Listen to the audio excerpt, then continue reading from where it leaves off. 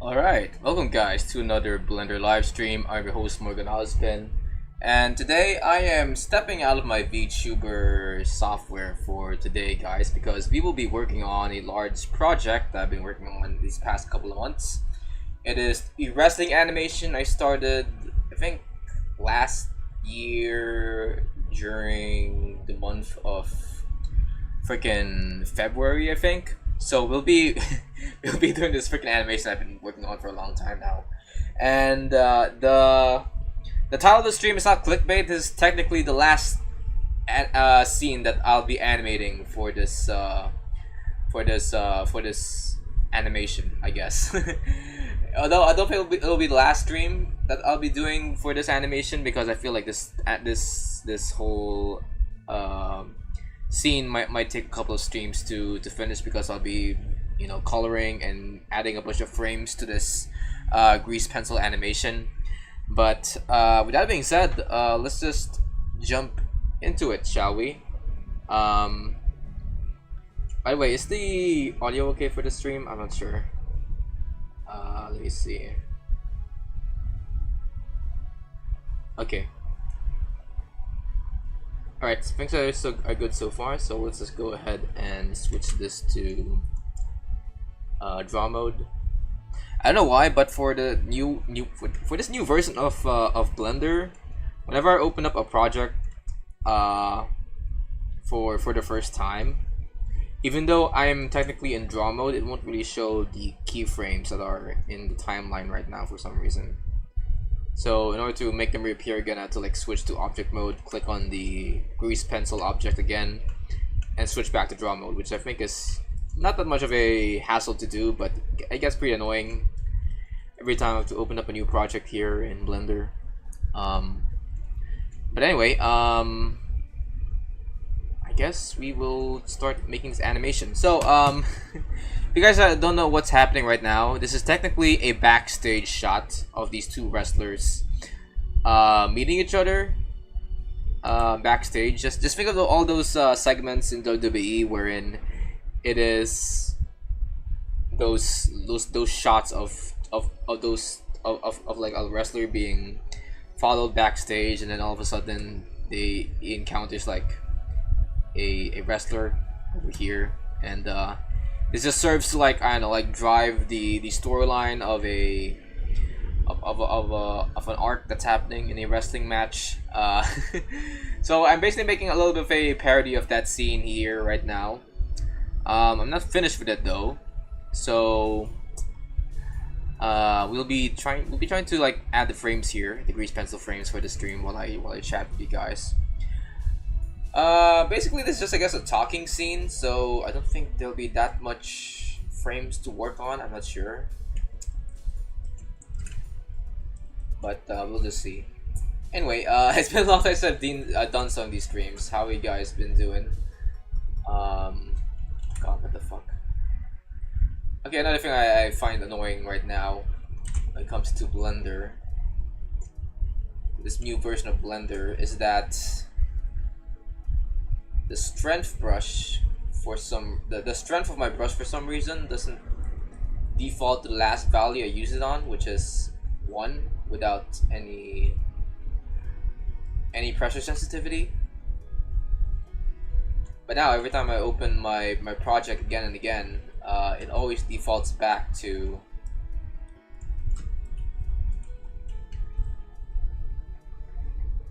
okay, this is in scope. G. Smooth. I want grab. Okay, grab. Okay. Okay, there we go. God damn it! Freaking.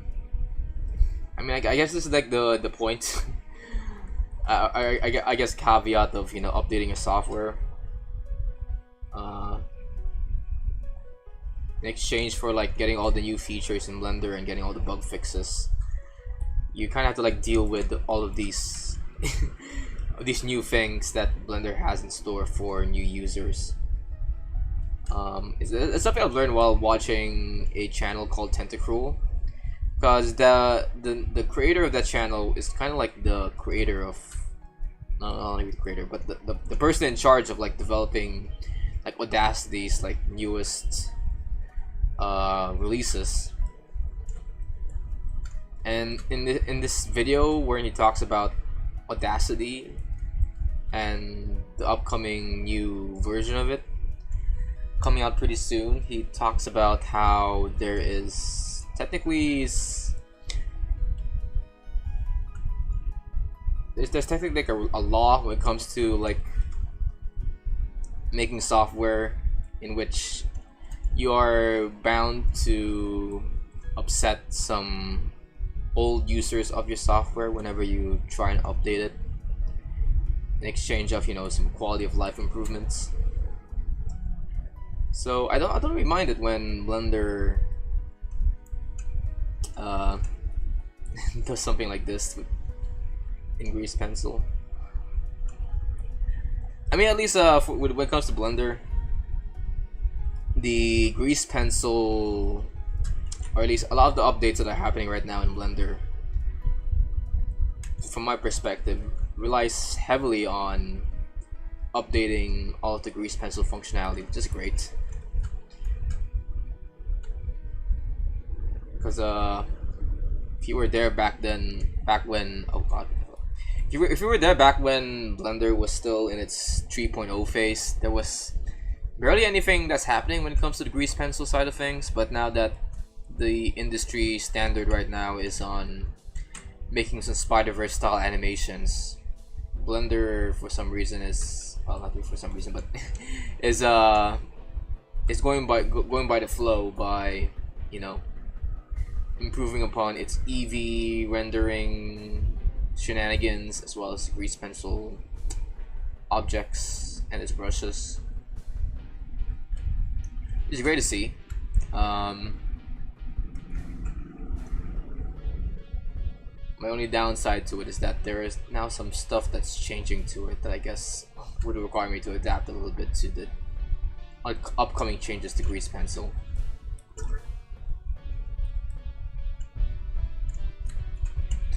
But anyway, that's the Blender side of things. I guess it's time for me to now talk about what's happening in my life recently. Nothing really happened to me today except for the fact that it was my college's foundation day today, and classes were technically suspended for the entirety of the day, but they still was required to attend because I don't know, like I don't know with schools out there outside of my country, but when it comes to the Philippines, we really do kind of stick to our like traditional values and practices here in the Philippines. And one of the practices that is, I guess, is very similar in all schools here in this country is that we usually take the time to be prideful of our school's history and achievements for one day, and that one day depends on when the school is founded or when it's officially considered its foundation day.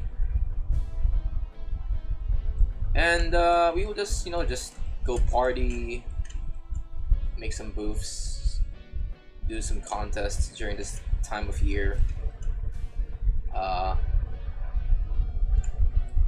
and just like, I don't know, just host a festival, I guess, in our school grounds. But one thing that always like irks me about these foundation days that these schools that the schools here do is that sometimes we do a parade around the public roads outside of our campuses during foundation day. And most of the time, whenever we do these kinds of these parades around the road, we're always like, I don't know, like creating traffic, especially in Manila. Whenever we do a foundation day here in our schools, we usually cause a lot of traffic in the roads just outside of our campus, and it happened today recently we went to this because the school I am studying on right now is kind of next to a very busy highway, I guess, or a road or an avenue. I don't know, the road rules and the road rules here are kind of very mixed when it comes to Southeast Asian countries.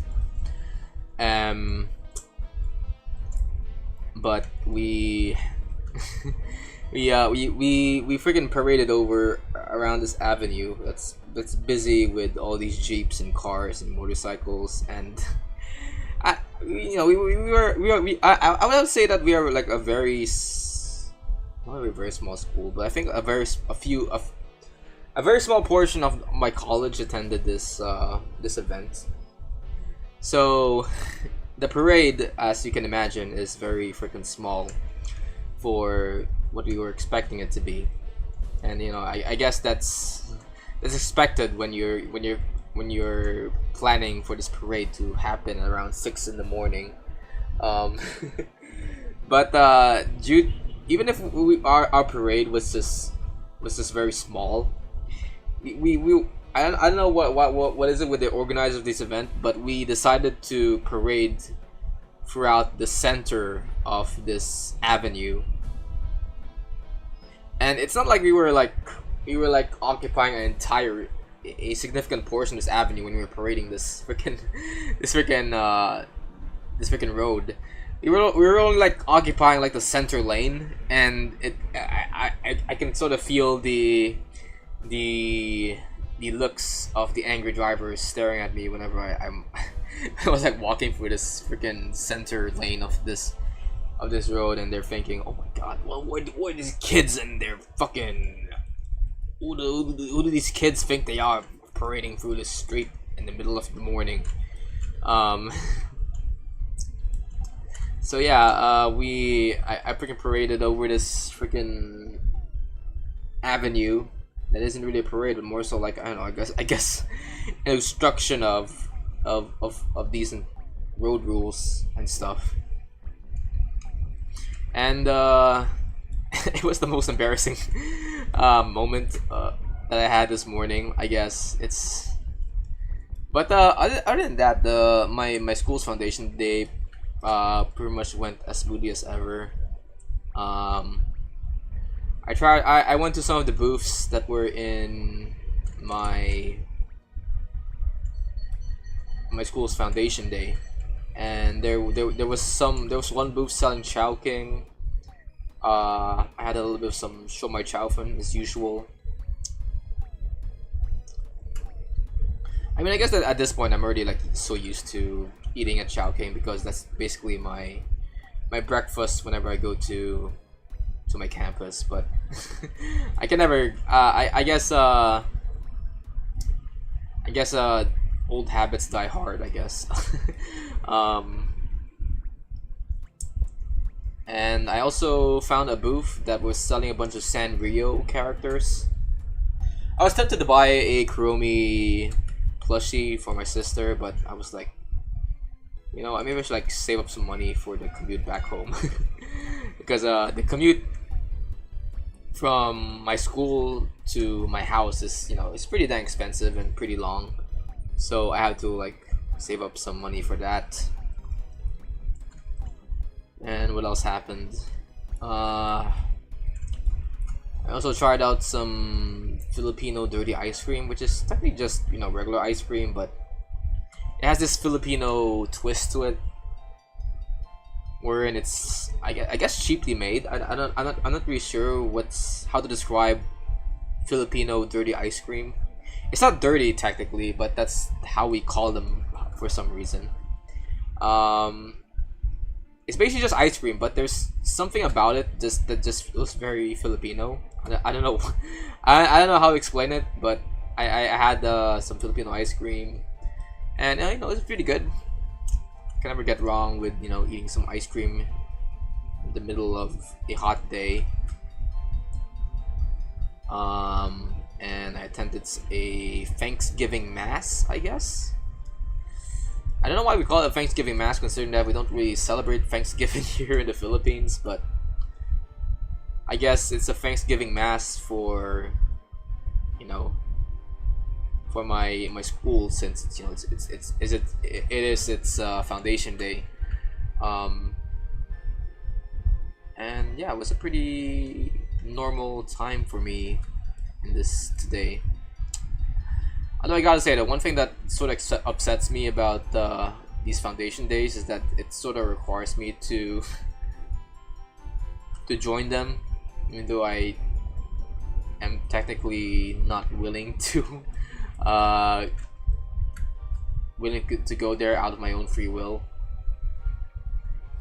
Because I was planning to take the rest of the day on at my house, since, you know, there's no classes and shit. But then all of a sudden, the dean of my college went to our group chat and said, "Yo, guys, if you guys don't attend this freaking foundation day, we're gonna smite you all," and shit.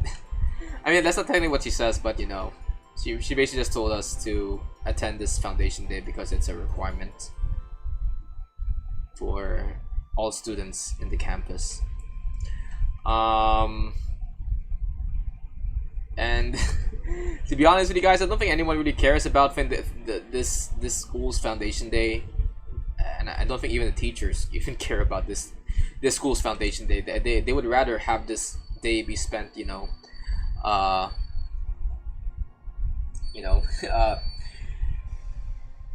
doing some lectures or organizing classes for their own respective sections. And heck, even like one professor who isn't like hosting any of my subjects right now decided to to do a midterm exam for another class during foundation day, and I think she was like going against the dean's rules, because this was during a time when the dean was asking all of the dentistry students to go to this gymnasium to support a pageant, our pageant volunteer for our course, the Mr. and Mrs. Dentistry pageant. And I gotta say though, I don't think that this professor that I'm mentioning right now really gave a shit about this pageant, and you know what? Good for her. I think I think it's I also think that maybe this is a little bit of a waste of resources, especially considering that for this past couple of weeks there have been a lot of class suspensions due to all of the rains happening right now in Metro Manila. Heck, there's yeah, just right now I think there was like a cloudburst that happened, which is, you know, a term that I've discovered just recently, wherein it's basically just a weather condition wherein a cloud just decides to explode into a massive downpour of rain. I'm like, what the fuck is this? But yeah, that's like now suddenly something that's happening right now due to global warming. There's really nothing I can do about it. But I just gotta mention that to you guys because that's a very interesting fact to learn about. But yeah, good for her, for this professor, for still maintaining classes even during foundation day.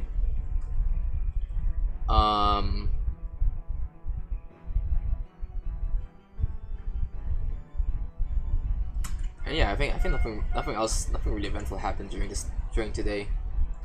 I gotta say though, I haven't really been working out recently. I got, oh my god, I don't think it's like a good transition to what I've been talking about this past couple of minutes, but yeah, I don't think I've been working out recently, guys. I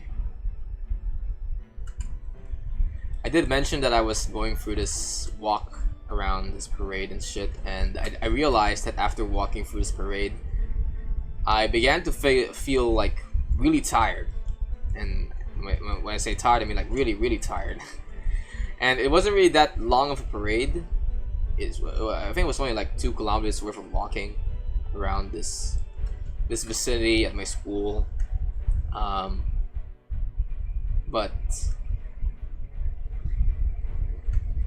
again, I don't know why, but I felt very tired and shit, and it really made me reflect about. It really made me reflect about how I've been taking care of my body recently, because I don't think I've been working out this past couple of weeks because I've been busy studying for my midterms, which I guess I haven't really been clarifying this past couple of hours, these past couple of streams. So yeah, I've been the reason why I haven't been streaming recently is because I had to do a bunch of midterm examinations for school. Nothing bad happened to me. It's just a matter of, you know, balancing my college life with my streaming career right now. And I did pretty well in my midterm examinations so far. I think I scored like second highest in one subject in my class, and I also scored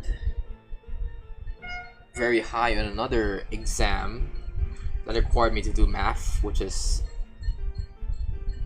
I guess, a pretty good flex on my part, because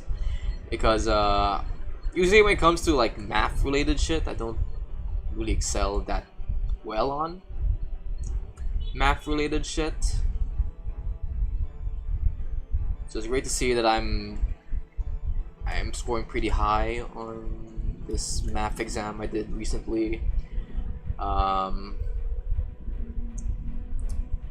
gotta say though, I think the workload of my college isn't that worrying for me so far. And I'm taking like 4th year subjects, so if things are still gonna be at around this same level of difficulty, I would say I would be able to pass my dentistry course without any problems.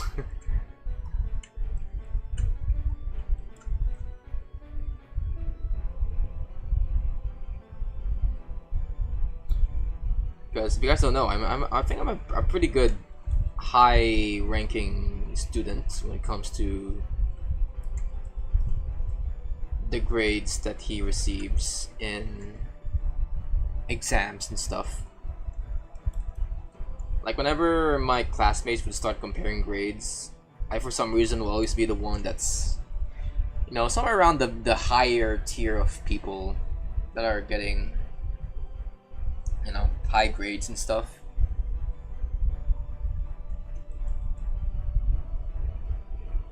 And I can I can prove with you guys if I'm not very adamant of my own privacy. Because usually, sometimes when we take exams at school,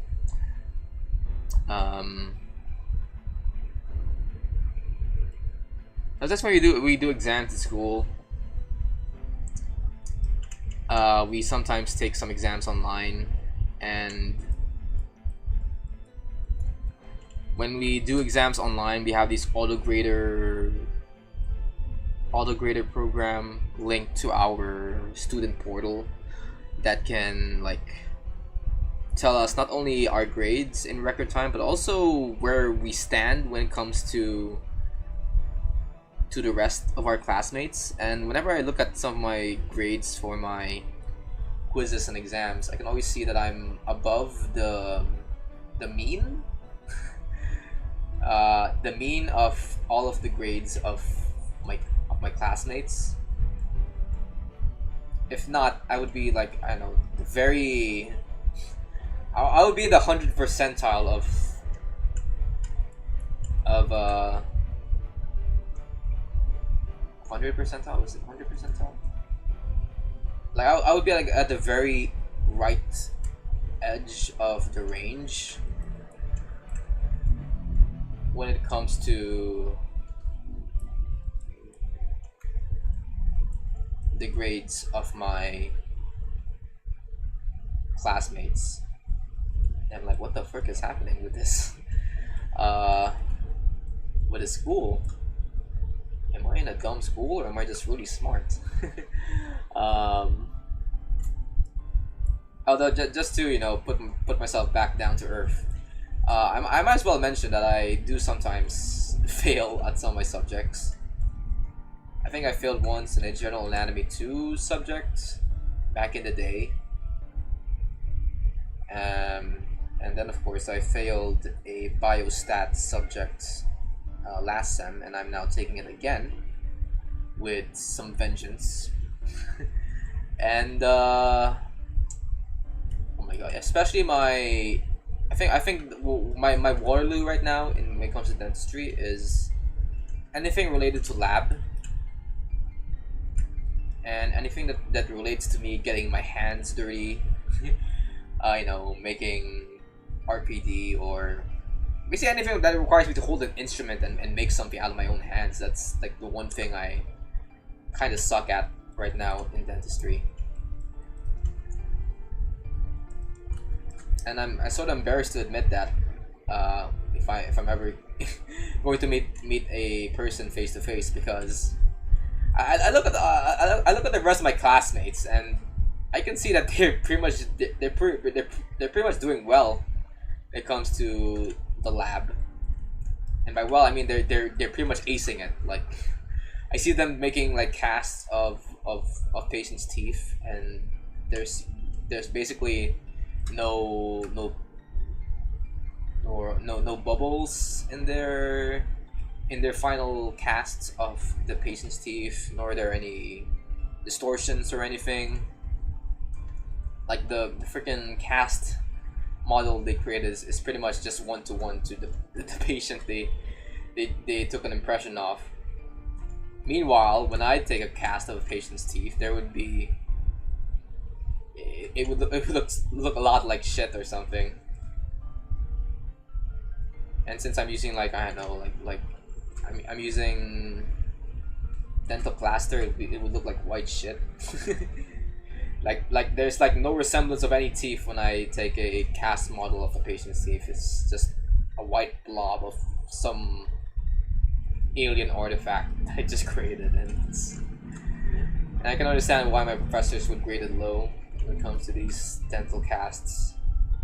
And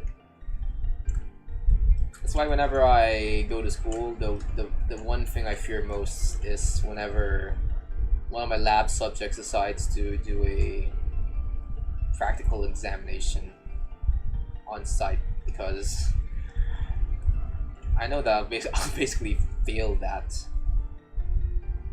at school.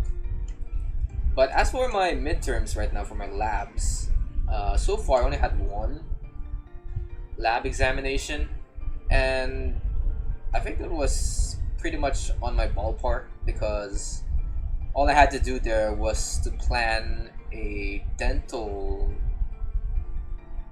RPD design for a cast that my teacher gave to me, and none of that required me to to do any sculpting or anything, or casting of any stone or anything. I just had to like draw something on top of a cast stone, which I think is my cup of tea, because I always draw here on stream. And so I'm now only hoping that my design is acceptable to my teacher's eye.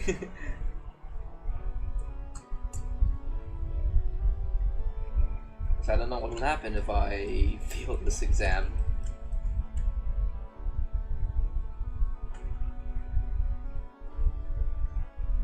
But so far, so good. Comes to my college. Speaking of college, I'm also planning on maybe resuming old series of live streams in my channel wherein I try to teach you guys about some, well, not really teach, but more so showcase to you guys some dental CAD software that I've been learning these past couple of months. I think the reason why I stopped them initially was because I thought that people, especially non-dental people, would use my VODs as reference to make illegal dentures for unsuspecting patients, which I know is a very weird thing to think about, but if you're ever in the dental circle here in the Philippines, you will always get like cases of people being scammed because they decided to, you know, get some aligners or some dentures from a suspicious dentist that's offering you free dentures or aligners for a very small price. But once you finally get your prosthesis, you realize that what you got is actually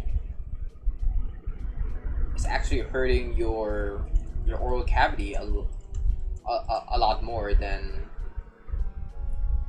you would if you just went to a legal dentist. So yeah, there are some cases wherein, especially in the Philippines, wherein you meet up with people who may market themselves as dentists, but in reality they're not. And the suggestion that my professors usually tell me is to, you know, basically avoid these people because they have no idea how to operate under your own oral cavity or your own teeth. And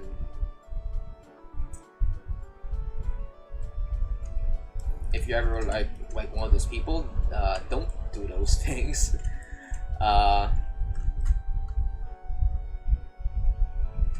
Because who knows if an actual dentist would be able to fix whatever you did to a patient's oral cavity.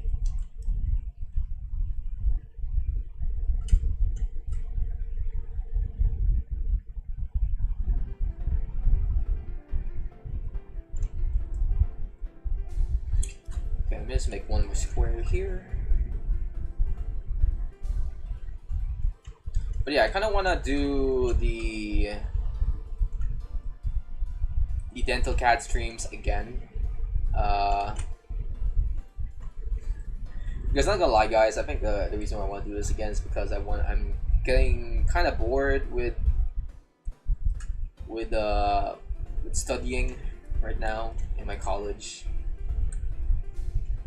and I think a little change of pace when it comes to what I learn in my dental curriculum would be pretty nice for me.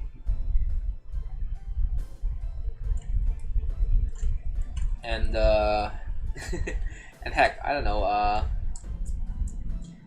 don't think anyone with ill intent is actually watching my streams right now.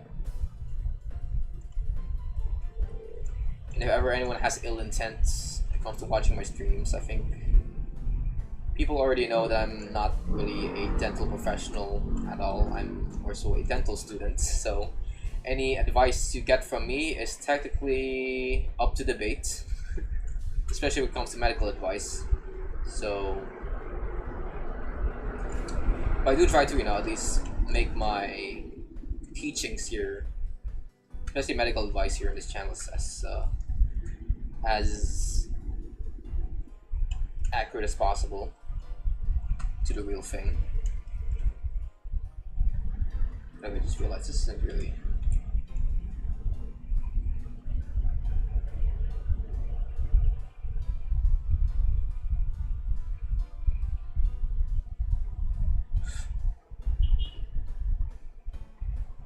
Okay, let me just erase this.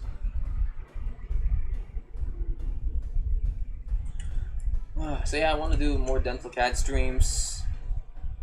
I think that would be pretty fun. for me at least. I don't know for you guys. I think I can make maybe a little video about dental CAD once I'm done exploring a little bit of it on my streams. I think some of you guys in the Blender community wouldn't want to know what medical practitioners use 3D software for. So if you guys are interested in that, you should tune into my streams, I guess.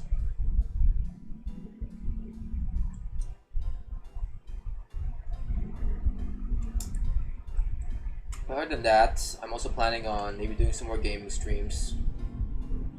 I kind of want to experiment on actually being a full-on live streamer in this space for once.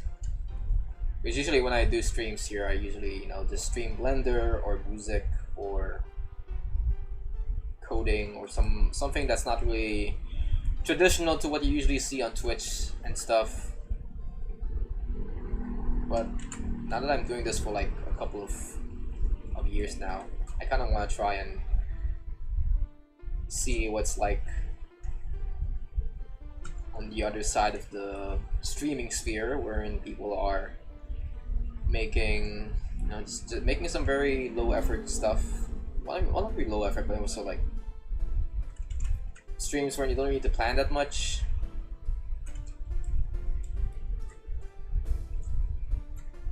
Like I kind of want to build a reputation here on YouTube, wherein I become the the web browser game guy, because I don't really see a lot of people play old Flash games or HTML5 games on YouTube for some reason. I think people would like it if someone, especially a streamer, would try and stream some web games, because those are like the games that me and my generation grew up on. Remember, we go to our IT classes and have nothing left to do in the computer lab but just play a bunch of Newgrounds and Y8 games,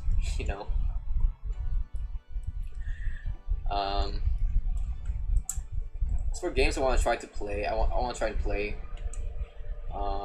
You guys remember Nitrome? My God, I recently been playing a bunch of old Nitrome games via their old website. I was still shocked that Nitrome was still alive and running well as a mobile game developer, which I think pretty much suits their style of games. I feel like that's a natural evolution to the web browser game movement that they started back in the late 2010s and in the late 2000s. But I explored some of their old Flash games during my free time, and I kind of want to try to stream some of them to you guys. I'm gonna play Hot Air 2 on stream, Toxic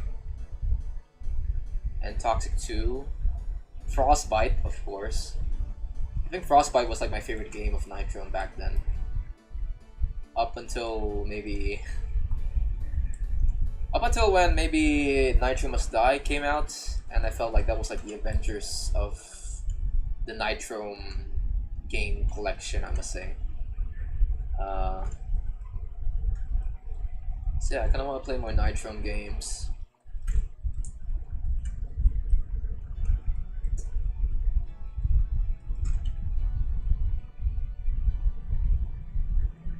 I've also been tempted to maybe stream Roblox, considering that I've been playing Roblox with my little brothers and sisters recently.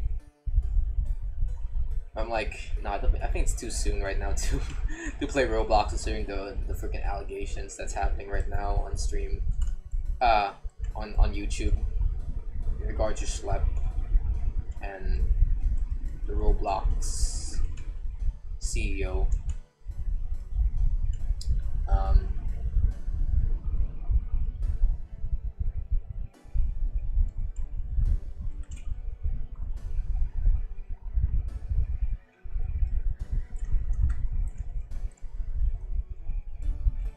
So yeah. Although if I'm gonna just tell you guys a little bit of some stories I had while playing Roblox, I found a server in Roblox where it's basically just a server that's hosting a protest movement that's happening right now in the Philippines. It was something that I came across while just while just looking through Roblox during my free time. My sister wasn't there with me because I wanted to know whether it was during the time when I was still wondering whether Roblox was a safe environment for my little siblings, and I came across the protest server in Roblox, and I don't know why it just was just so funny. Not the movement itself, but just the fact that they were hosting this in Roblox of all places.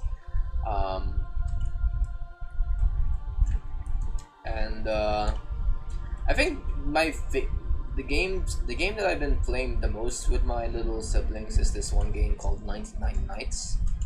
It's basically just a freaking forest ripoff, where your goal is to like survive 99 nights as you collect loot and shit.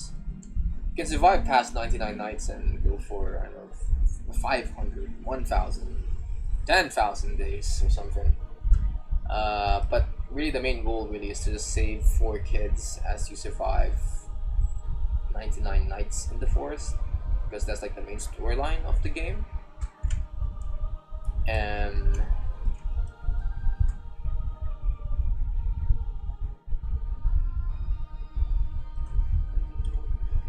but I had a blast playing that game.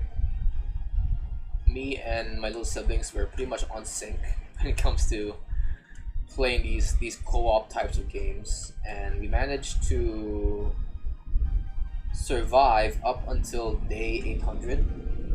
And the reason why we only survived up until day 800 was because we got so bored playing the game, because we already like maxed out in terms of upgrading our base and our tools and stuff. So all we can do was just camp out throughout the night, and on day 800 we pretty much decided to just game in ourselves by doing a attack on a woolly mammoth in the game.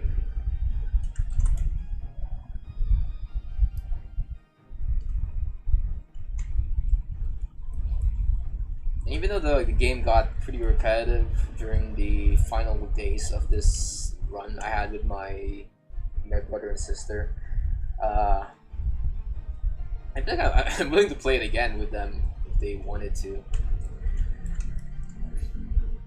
For me, my general opinion of Roblox is that if you have friends that would want to play Roblox with you, then you'd probably have a good time. But if you're just soloing Roblox, I find it hard to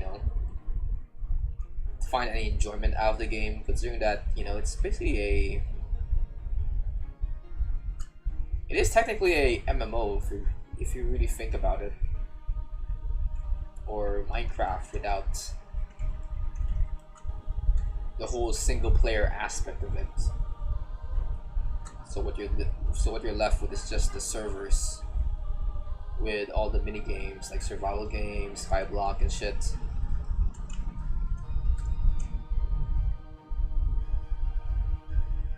But the quantity of the mini games are cranked out to a substantial degree. So I guess what I can say about Roblox is that it's basically the Gen Alpha's version of Newgrounds at this point. Well, not really Newgrounds on the animation side of things, but on the game side of things mostly, where you can just hop into any server and you can just expect like a new experience every time you hop from one server to another. Like they would always have like a different game for you to play with. Like it's Gen Alpha's version of playing a bunch of Flash games with your boys.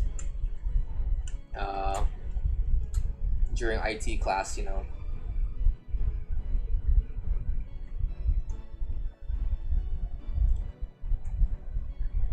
Except when you switch from one game to another, you get to wear the same skin, which I guess is like the main selling point of Roblox at this point.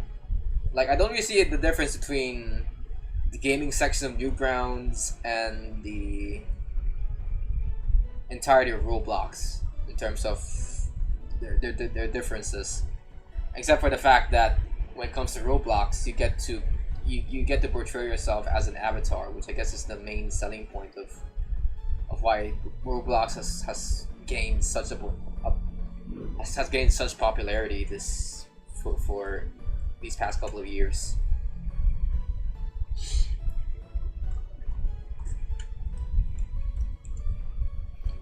And if you were to talk to me about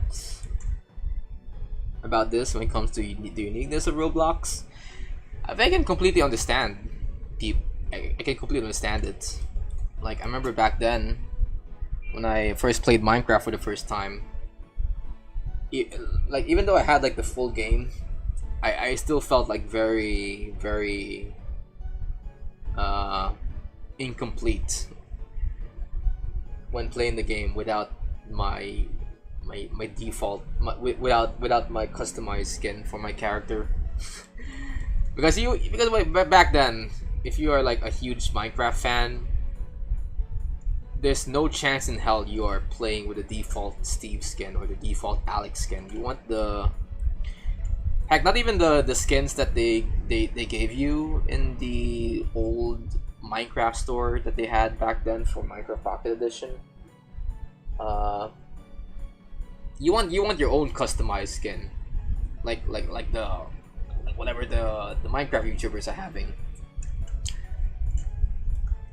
And if you didn't have a skin, well, pretty much you're playing the game wrong, according to us back then.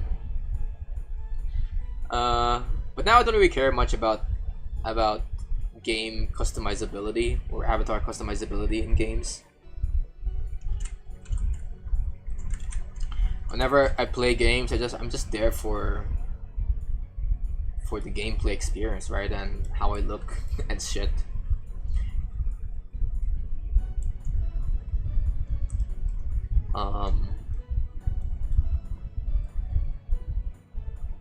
So yeah, I don't really care that much about customizability unless when it comes to my, I guess, my VTuber avatar, which I guess is not a game, but still, that's the only time wherein I really do care about how I look. But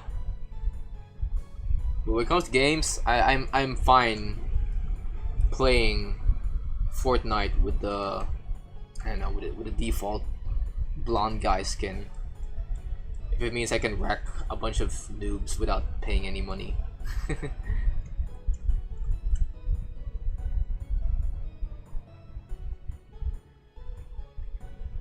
22, 23, 24, 25.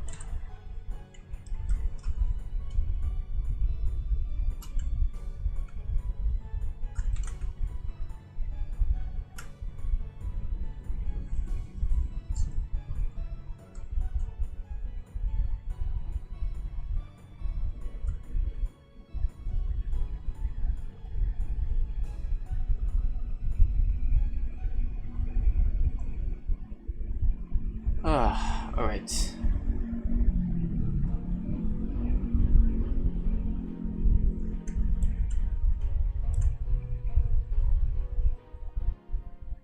Ouch. Oh god.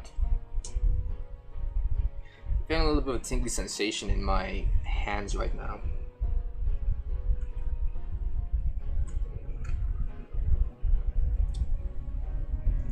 So it means to have carpal tunnel.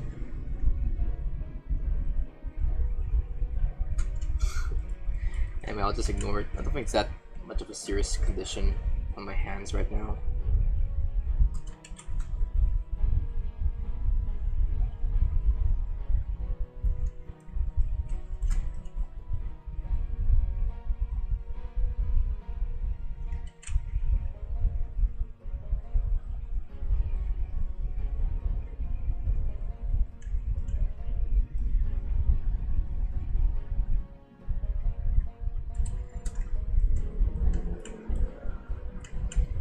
By the way, if you guys want to see like how this looks without the camera view,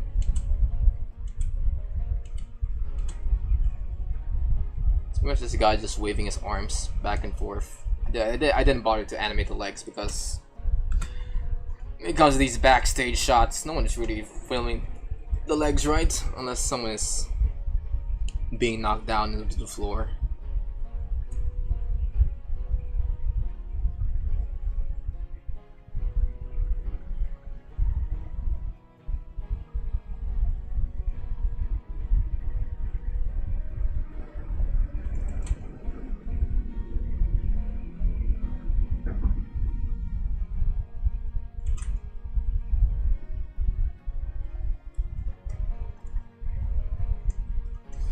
I just realized I didn't really animate this correctly.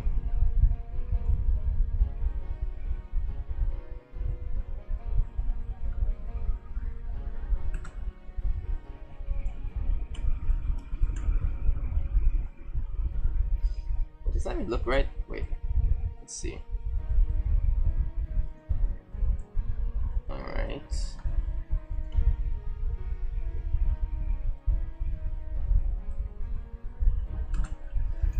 This kind of makes sense.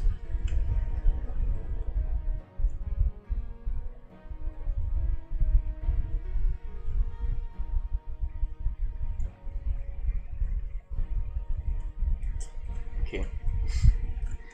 Alright guys, I had to like, since the grease pencil is the one that's actually going to be shown on the final animation, I need to fix the mistakes of my 3D model right now because I didn't really bother to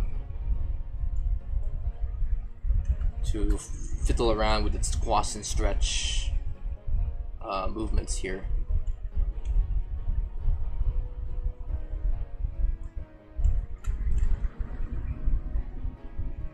Alright, hold on, let me just drink some water. Oh baby.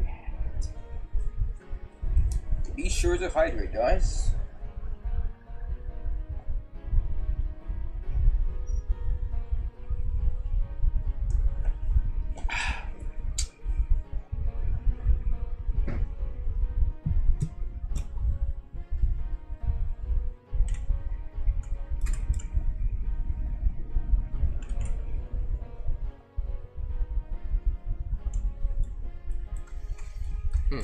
Okay, let's do this. Let's do this.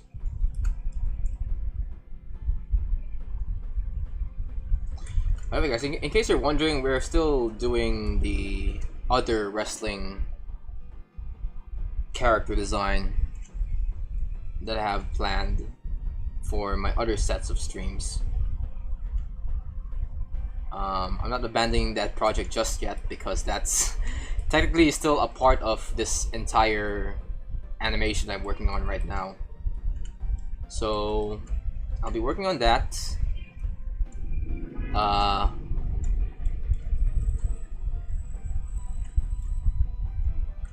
our next stream, I guess. I'm just not sure whether I want to do a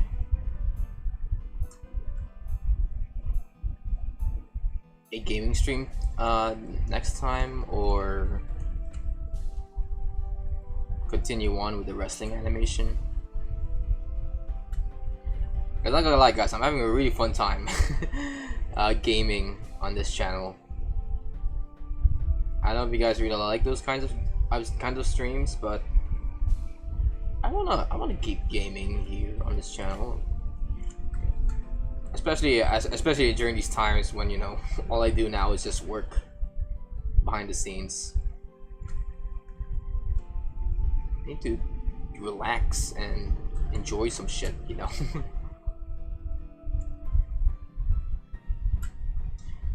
Of course, that's not to say I'm not working on anything behind the scenes. I'm still doing the animations for this project. I'm working on a script right now for another upcoming animation project that will be released sometime in the future.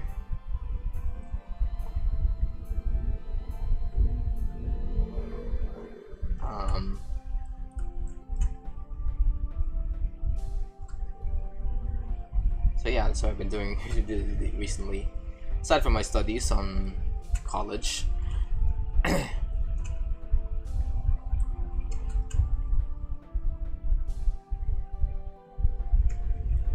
Okay, nice.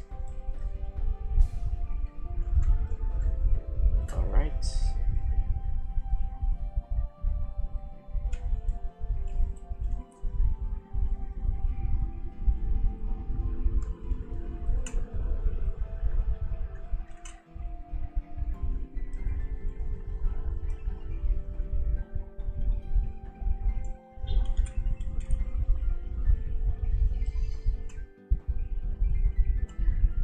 Okay, let's see how this looks so far. I'm gonna have to pause the camera on the...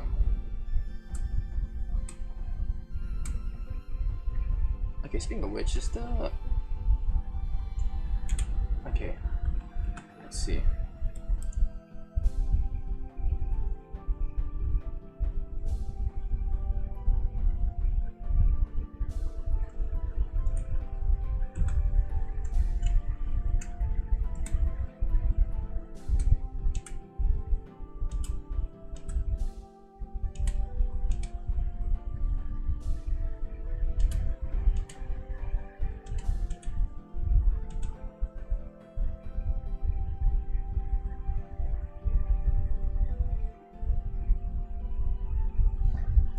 Okay, I have to animate more frames here if I have to.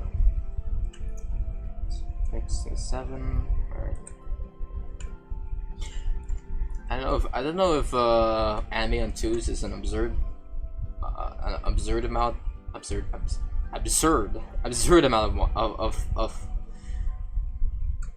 keyframes to create, but hey, anime on 2s never really filled me, so you're sticking with animating on 2s.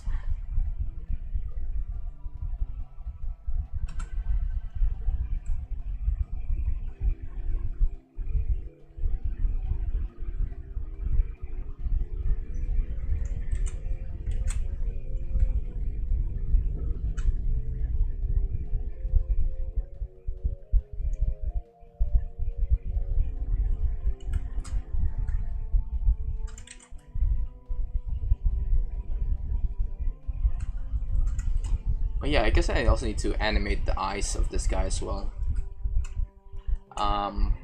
Since, you know, this is a backstage shot, and I kind of want there to be a little bit of a breakaway from the kayfabe of these two characters, so having this guy be angry throughout this entire scene may not really make sense.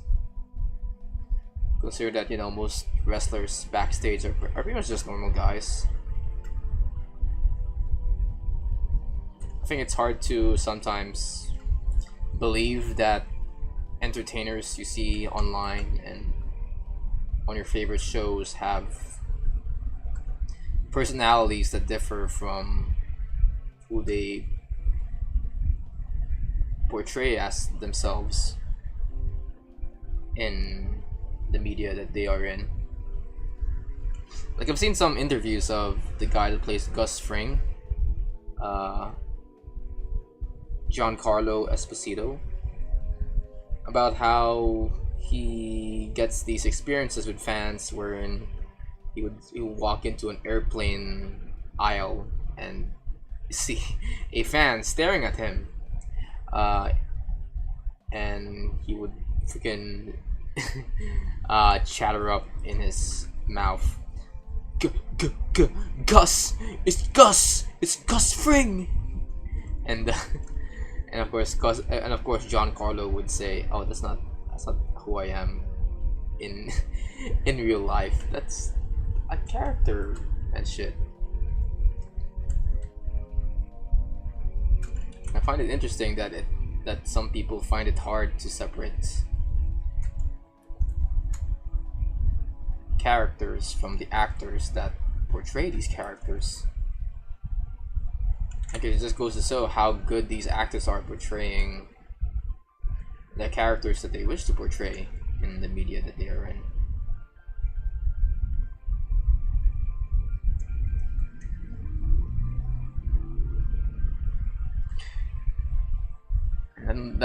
And that philosophy not only applies to actors, but also, I guess, VTubers as well. So I'm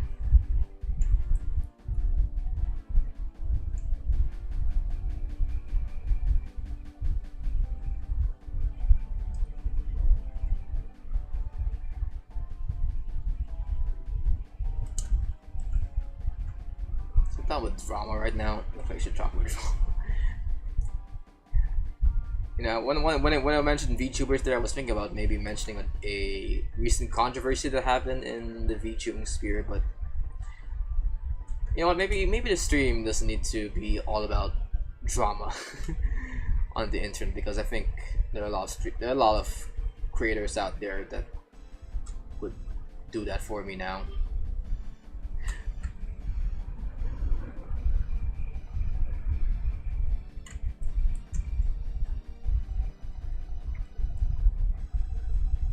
Oh wait, no, this eyes to be this way.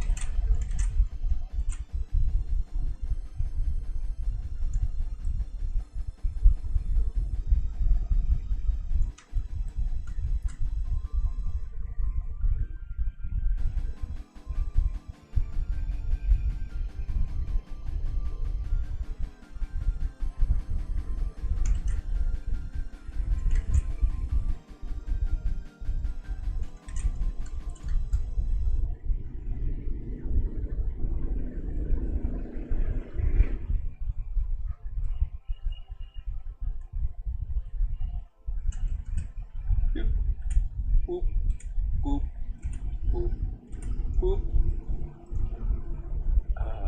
Okay.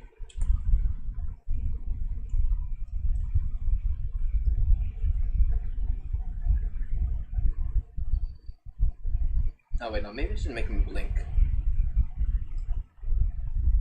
Yeah, maybe I'll make him blink. Hold on. We'll stretch out the. Just trace the outline of his eye here, and then just do this, do this,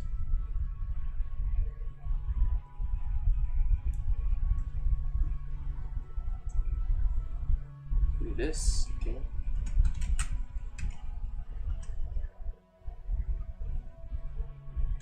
No. Okay.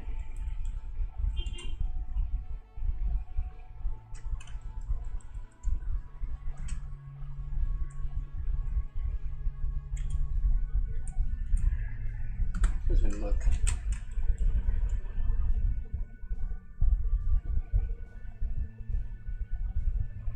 Oh, I didn't press the.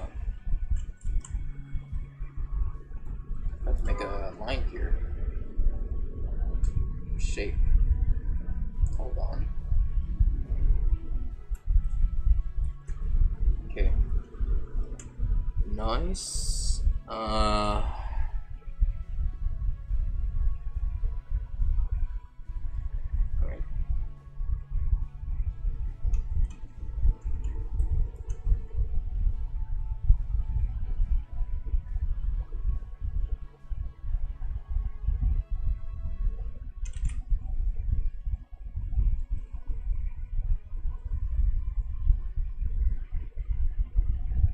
Let's see, how long will I want this blink to last? 4 frames?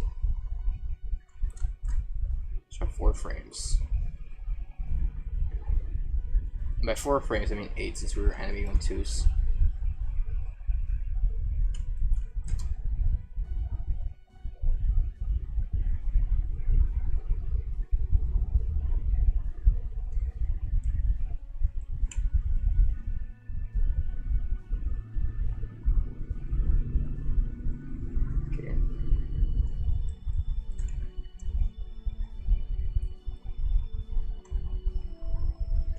Did I forget any detail here?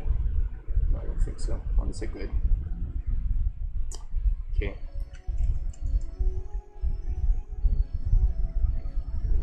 Okay, but I didn't see that one square that goes off a bit there.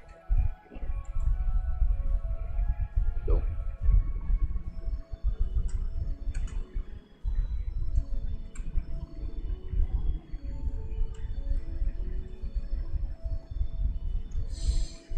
Okay, what else can we talk about while I fix this animation? Oh yeah, I've been rewatching a bunch of songs from Epic the Musical. I don't know why. I just had the entire soundtrack stuck to my head right now. Hermes is pretty much living rent free in my head right now, and I know why. It's because he's pretty much my favorite character, I guess, in the entire. I guess when it comes to aura, I think Hermes in Epic Musical is, I think, my favorite character. Oh my god, the freaking soundtrack to that freaking musical is catchy as hell. And I find that troubling because the story in itself is pretty much feels like something that a Dragon Ball Z fan would like to see, because it's pretty much all action and shit. I can imagine my dad watching this musical and thinking that this is the best thing he's ever seen. You know, because this freaking, I don't know what, this freaking musical is just filled with testosterone for some reason. Now I'm looking at it, looking back at it, you know, with freaking Odysseus always screaming out that he wants to go back to his wife. I must go back to his wife. I must go back to my wife. And Telemachus, I must go find my son. I must go back to my son and my wife. My son and my wife. Wife and son. My son, wife, son. That's basically what Odysseus was in Epic Musical. And not gonna lie, it was pretty hype as shit. But now that now that the dust has settled, I can sort of see how this could be pretty much memed upon. Because of how Odysseus is supposed to act like a freaking Chad throughout the entire musical. Like, not like the cool kind of Chad, but the stereotypical kind of Chad that tries to, you know, farm a lot of aura and shit. You know, I don't know if it was intentional or anything, but it did feel like Odysseus was farming aura throughout the entirety of his appearance in the musical, and it's not in the good kind of aura farming.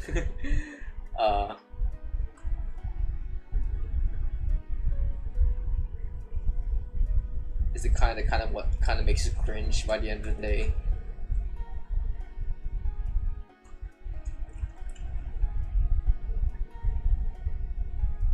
I was so hyped whenever I listen to 600 Strikes, but then my mood suddenly shifts to a more lighthearted tone when he goes to say, "I will get back to my son, and I will get back to my wife." It was just so out there wild that I just had to like break a laugh whenever I hear that. that freaking lyric in the musical. But now that I'm out of my Epic the Musical craze, I mean, technically I'm not out of it, but I'm kind of wishing for something that's related to it. But you know, now I'm trying to look for something else that kind of relates to Epic the Musical. I have been like looking into another musical that I've seen people give good praises for, and it's this one called Hadestown, which is yet again another Greek-inspired musical wherein you follow a boy named Orpheus trying to... Well, I haven't really finished it, but I think he's trying to get back Persephone from Hades to restore the balance of nature in his town. I think that's the story of this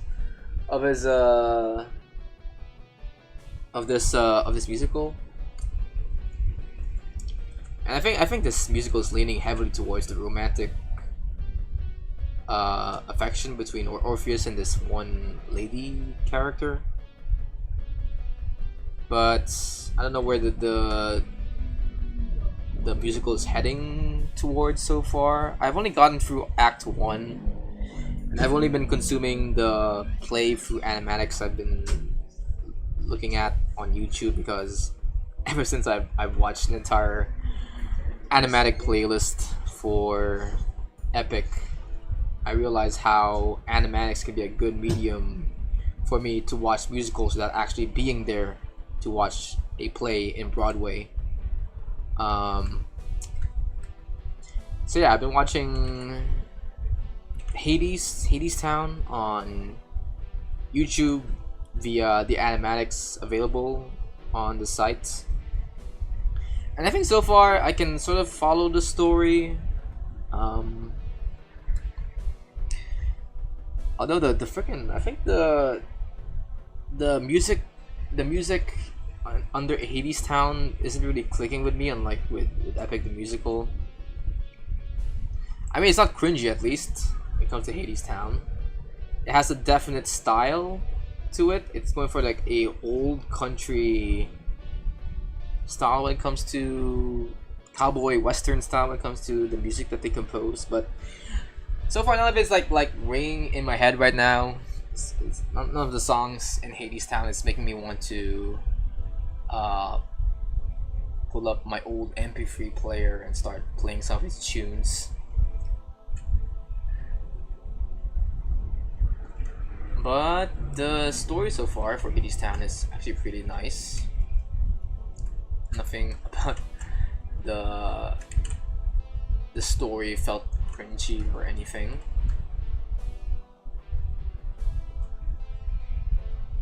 And I like that this is once again another romantic story that's being portrayed through musicals. I feel like musicals are really great at handling romantic plots.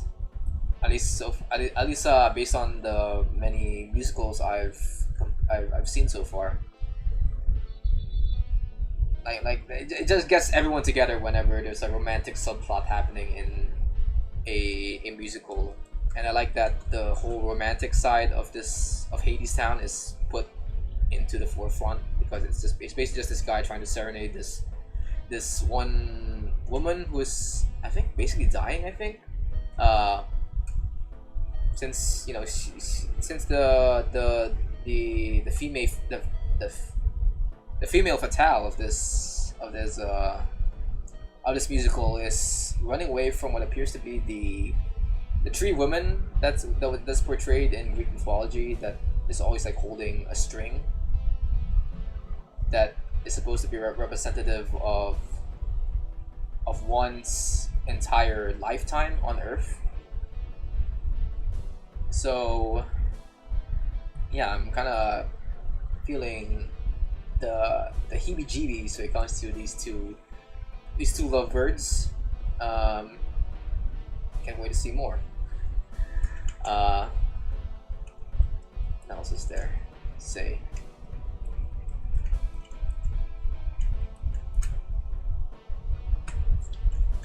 But yeah, that's all the musicals I've been watching so far.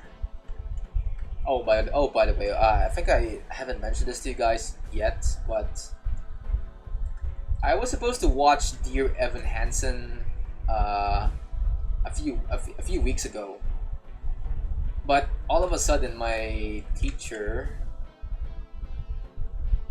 took it upon himself to announce that I was supposed to have that my entire class was supposed to have an online quiz during the weekend, which I think is absurd.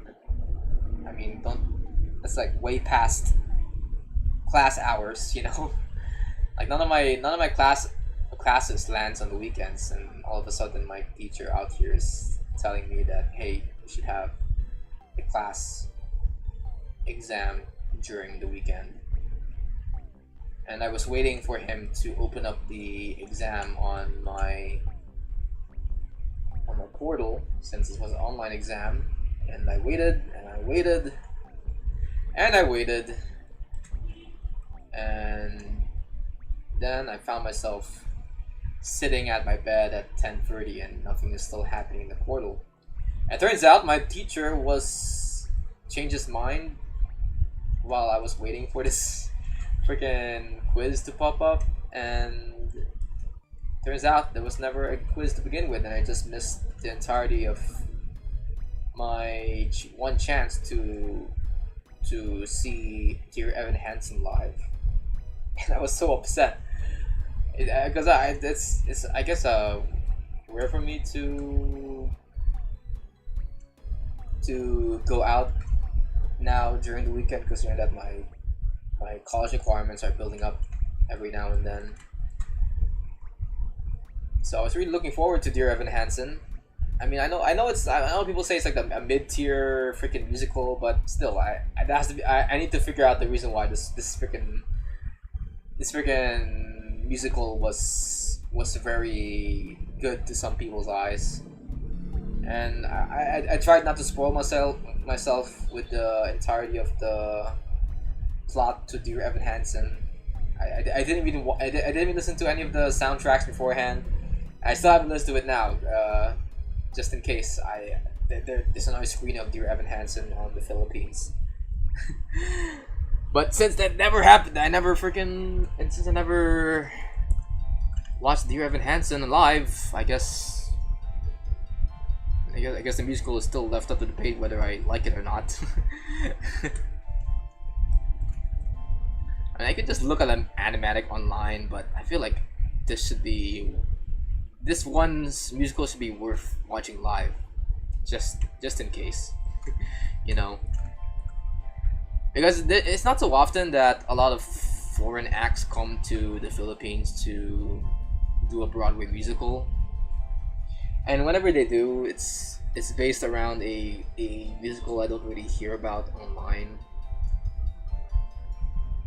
There was this one musical I came across that was just about 9/11. I think it's called Come Far Away from Home or something. And as much as I like the message to the entire play, I can sort of see how this doesn't really work in a Asian audience like the Philippines, considering that we never really experienced 9/11, and I can see that the entire crowd didn't really know the context behind the events that happened in 9/11. So what came out during my experience with the play was just a mediocre experience, I must say. Because in my opinion, I think a part of what makes musicals great is the crowd interactions, and when it comes to this particular play, I can sort of see question marks coming from the top of the heads of the Filipinos watching this freaking play. And you know, it was a pretty decent play. It's just that the crowd just wasn't there for it. The same goes for, I don't know, any other play out there in the Philippines that isn't really well known. I think the one play that I guess got people riling up was when I once watched a Filipino play in my local area, and people were pretty much enjoying the shit out of it. And the reason why they were enjoying it was because it was in their local language. There were a lot of things that were in the context of Filipino culture, and everyone can get a laugh or two about it since it's a comedy. And yeah, I think musicals would work best here in the country if there's actually something about it that relates to Filipino life or culture. Because if you're gonna slap something that's related to, I don't know, maybe the political movements happening in the western side of things, or anything about that, I don't think people can really relate to that in this side of the world, which I know is bad. I guess in an ideal world you would want your audience to at least be aware of these happenings from the other side of the world, but hey, we live in real life.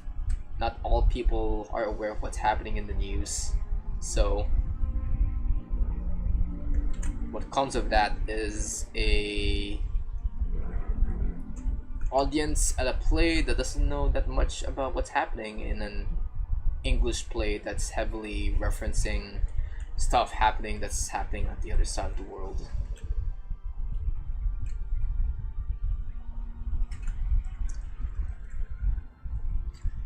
Well, there's some exceptions. If your play is part of the mainstream consciousness, then you're bound to at least have an audience here in this side of the world. And that makes me wonder whether Hadestown can actually succeed here in the Philippines. Considering that I don't really think it's a big musical, I've only seen like a handful of creators talk about it online. So I don't know how Hadestown would work here in Asia.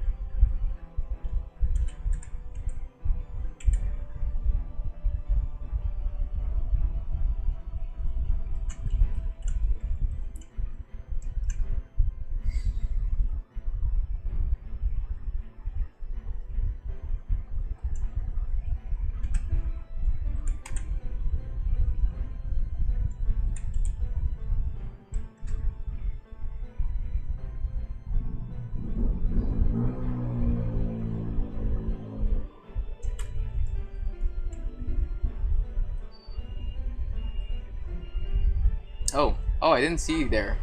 What? Oh no, sorry. I'm not really looking at chat while I was streaming here. Hold on. You are so good.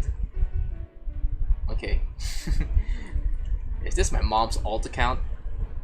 Because I'm getting a lot of people just saying that I'm very good at what I'm doing. Which I appreciate, but you know. I appreciate it a lot, of course, whenever someone says I'm good at something.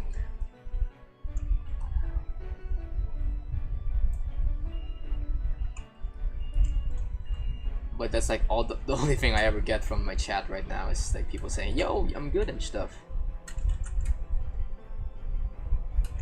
It would actually be very entertaining for me if ever I encounter a chat that says, yo, you're bad or something. I guess not possible considering that I already like posted a bunch of rules for my my stream down in the description, but still, you know, it's I kind of like the banter of whenever you're in Twitch, you get like these dynamic interactions with chat, where people like make fun of you or crack a bunch of jokes. Combined with some people, you know, actually liking what you do and stuff. Kind of like that kind of chat. You guys are just too nice, which I guess it's a good thing to have as a community. I always get entertained with chats that are like, yo, Morgan, you suck, or something like that. Be talking about my ass or something. Maybe that's not something I want to happen for my kinds of chat.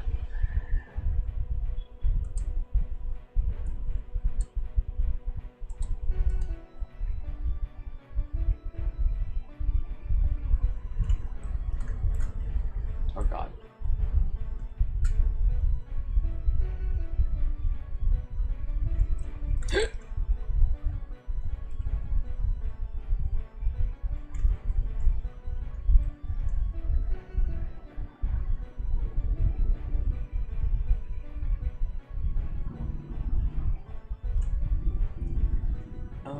will fall in love with you over and over again. I don't care how much it ends. You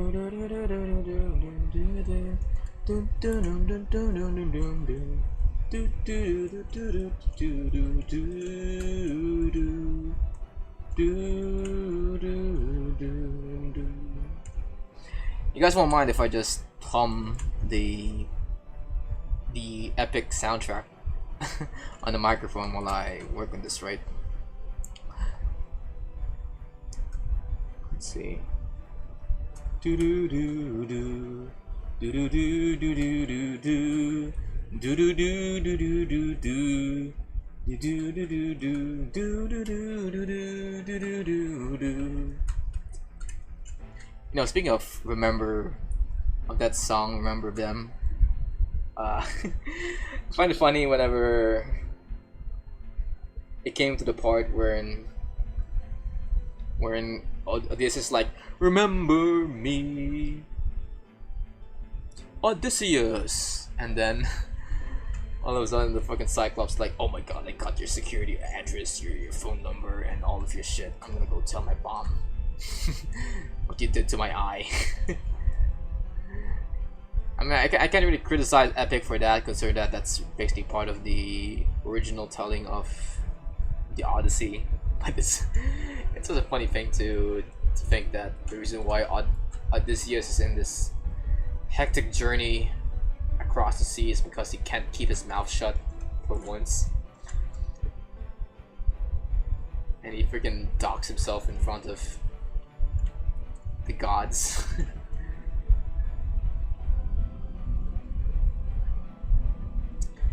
Oh, well, back to humming.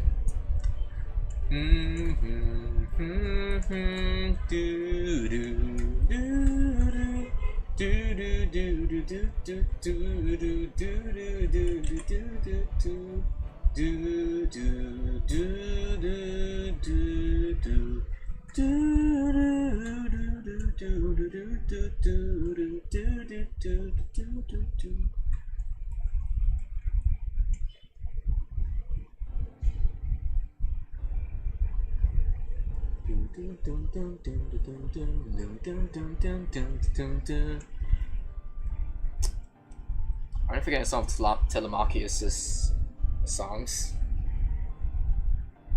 but I remember listening to Extraordinary and thinking that pretty sick. All I know is dun dun dun dun dun dun dun dun dun dun dun dun dun dun dun.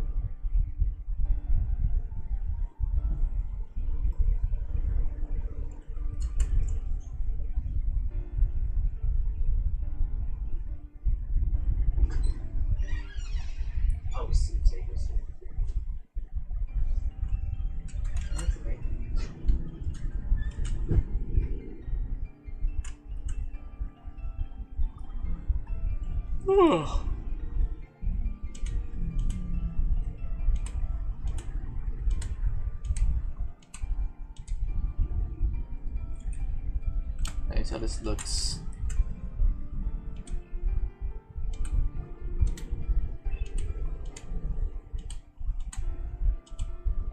Okay.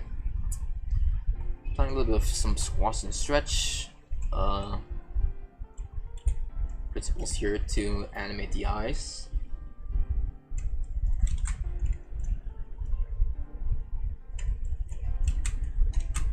Oh god.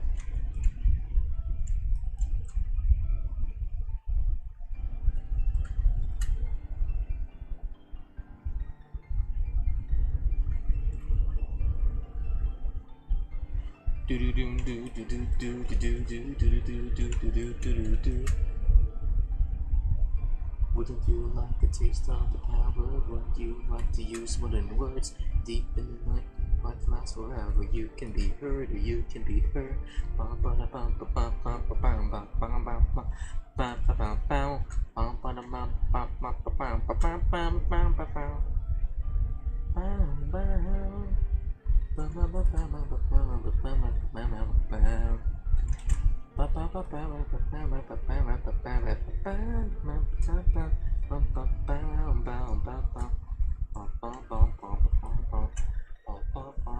I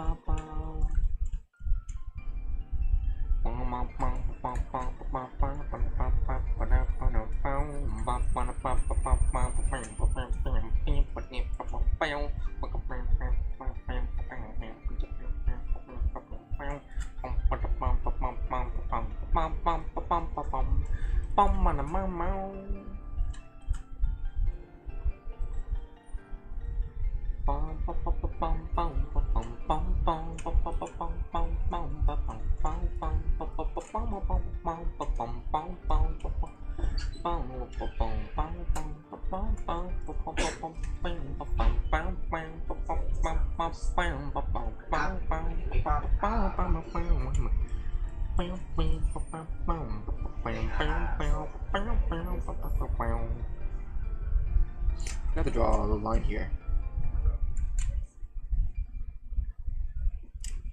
By the way, while I'm humming this, I just kind of remembered a little controversy that happened back then by a guy named Penguin Zero. It was nothing like that too serious. It was just the fact that he got copyright strike for humming a song from Taylor Swift's, from one of the newest songs of Taylor Swift's newest album. I just find it pretty funny, the fact that I don't think he even hummed it, he just sort of recited the lyrics of the song. And then all of a sudden he got a copyright strike from Taylor Swift's, I don't know, managerial team or something.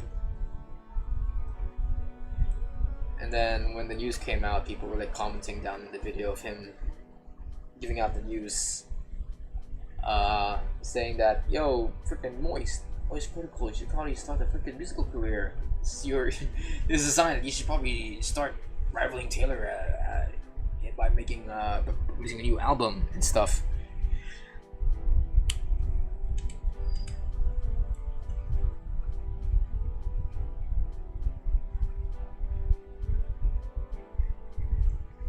I just find that pretty funny.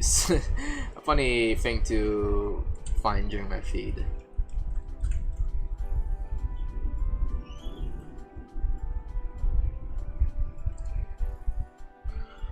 Alright, let me just paint a few more shit here. So as you can see, guys, I think 2 hours already passed. No, an hour 36. Alright. Now 46 hours, an hour and 36 minutes have passed, and we're barely touching the coloring phase of this animation. So that basically means that we are gonna be here for a while. Probably be doing a couple more streams of this, or maybe do a offline thing for this animation, for the remaining parts of this animation.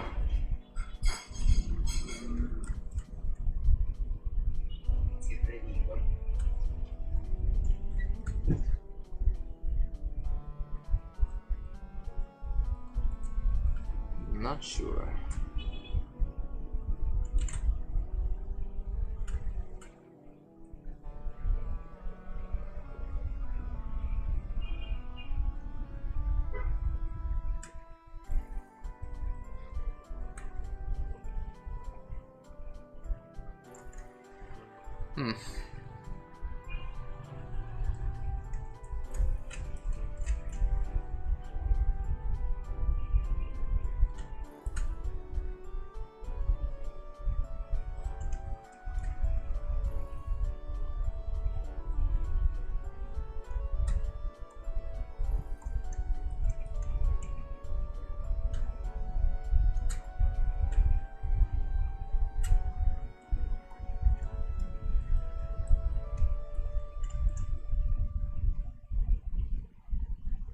Okay, let's make this good.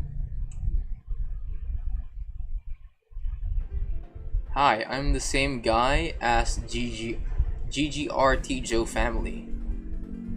My favorite animation is Don't Touch Grass. Yeah, I think when it comes to my like 2022 animation, I feel like Don't Touch Grass was also my favorite animation as well. It used to be like maybe Feather Snowflake and a Christmas Gift, but I don't think that animation aged well. I mean, it did have like my favorite sets and designs for my characters, but the animation side of things on Feather Snowflake wasn't really that great in my opinion.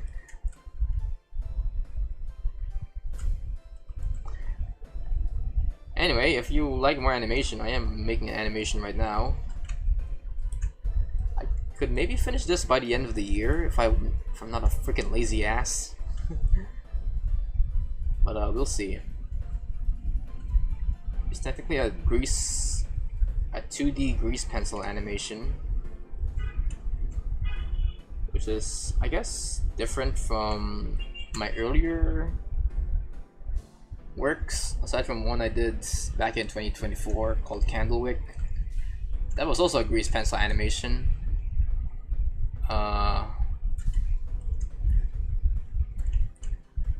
But for this one, I'm gonna be adding color, and it's much more lighthearted compared to the one I released back in 2024. We don't talk about Candlewick here. We don't talk about Candlewick here unless it's Halloween. So yeah. It's because of the lore behind it. We don't talk about Candlewick. Candlewick it's just something that has to be seen than to be told.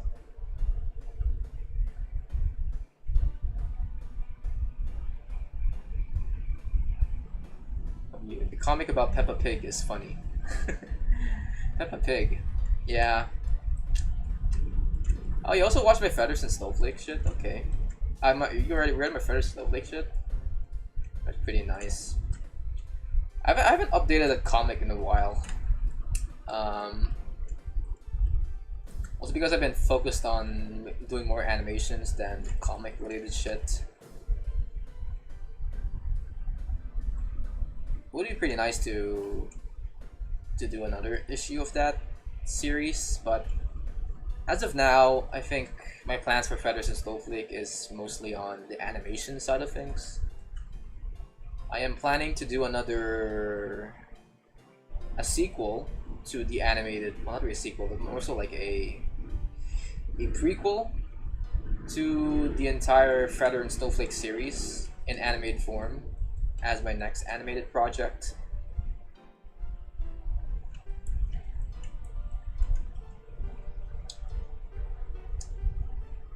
Because I still kind of have some things I want to tell when it comes to those two characters.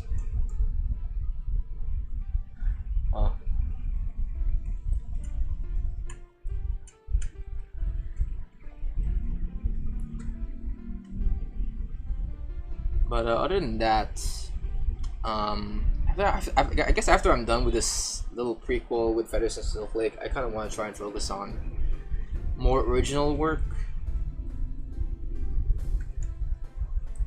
like this one. Fighting actor. Actually, I could actually imagine myself doing a sequel to this wrestling animation if I wanted to, because it's just very fun making these sorts of action sequences on stream with you guys. Granted, they are very hard to make, but it's always satisfying whenever you finally get to see the animation on full view.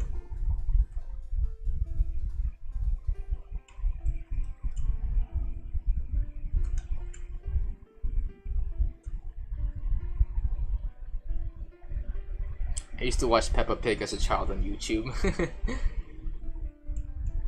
On YouTube? Wow, oh really? I didn't know that. I think my little siblings watched Peppa Pig on Nick Jr., I think. I didn't know Peppa Pig was streaming on YouTube.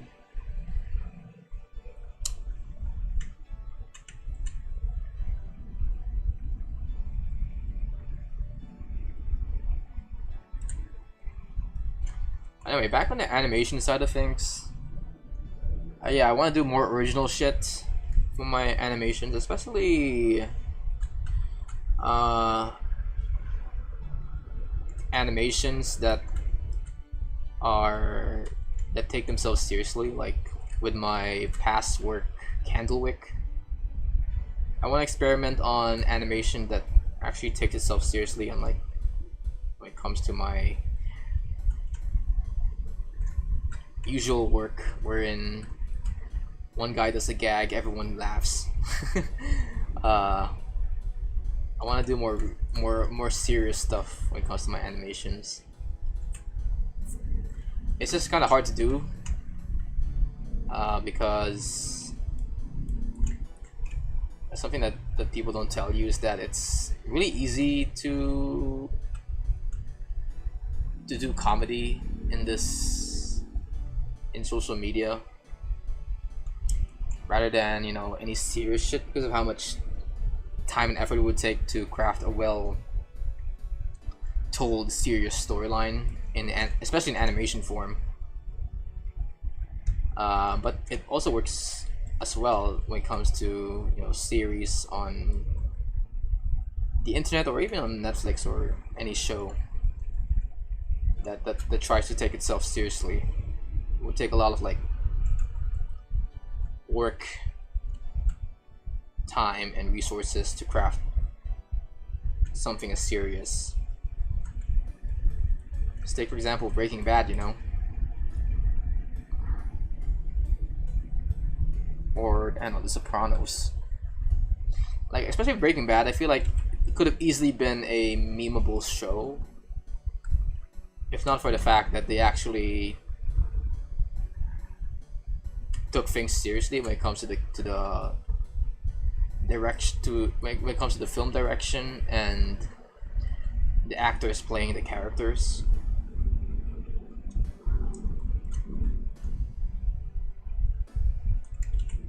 And the storyline was just peak, you know.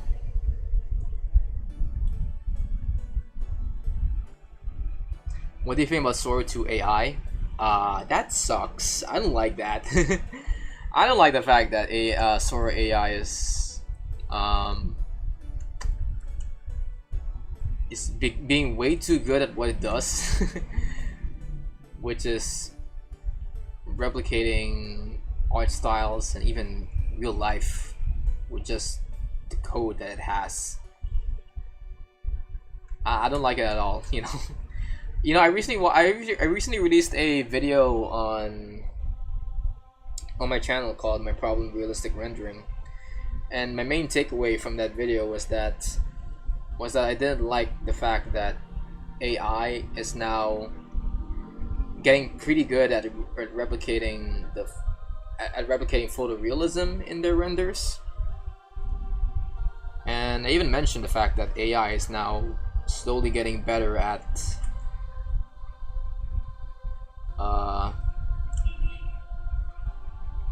it's slowly getting better at making toon shaded shit like the one I'm making right now.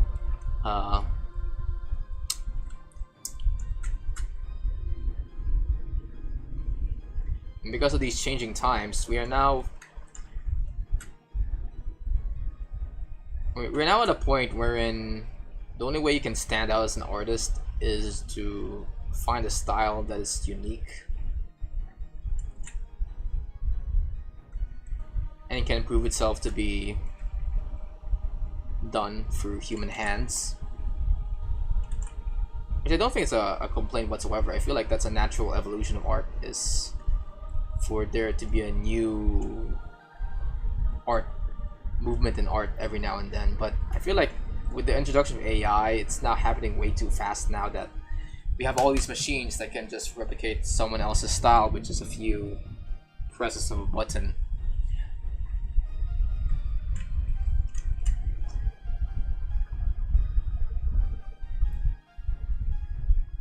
And also, a thing about, I guess the one thing I kind of hate about AI is that, I don't want to be AI, but what I really hate about AI right now, or at least how people portray AI right now, is that they portray it as a, because when you really think about it, AI is actually something that you might actually want to have in your in your workflow, especially in 3D modeling. Not really indent. You don't want AI to actually do everything that you do right now, but maybe in things like UV unwrapping and shit, that would be something that I would want AI to be good at.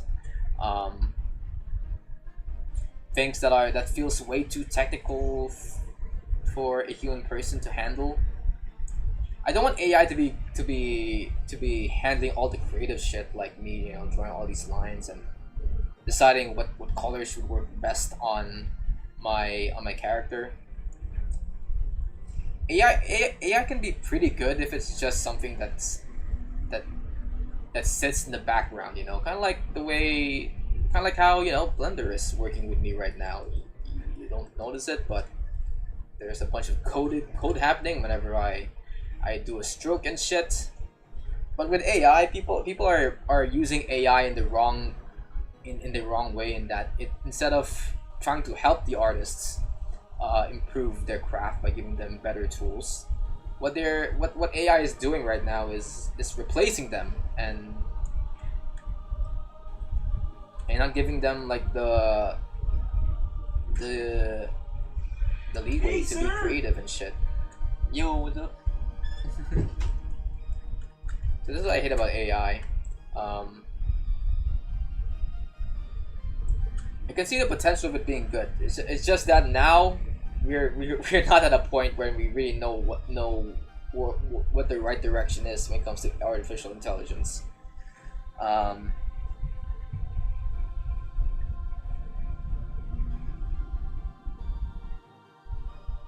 Also, what do you think about YouTube poops? You mean like the meme videos I sometimes see on the internet? I mean, I don't have any strong feelings about it. I just find some of them funny, some of them meh, you know.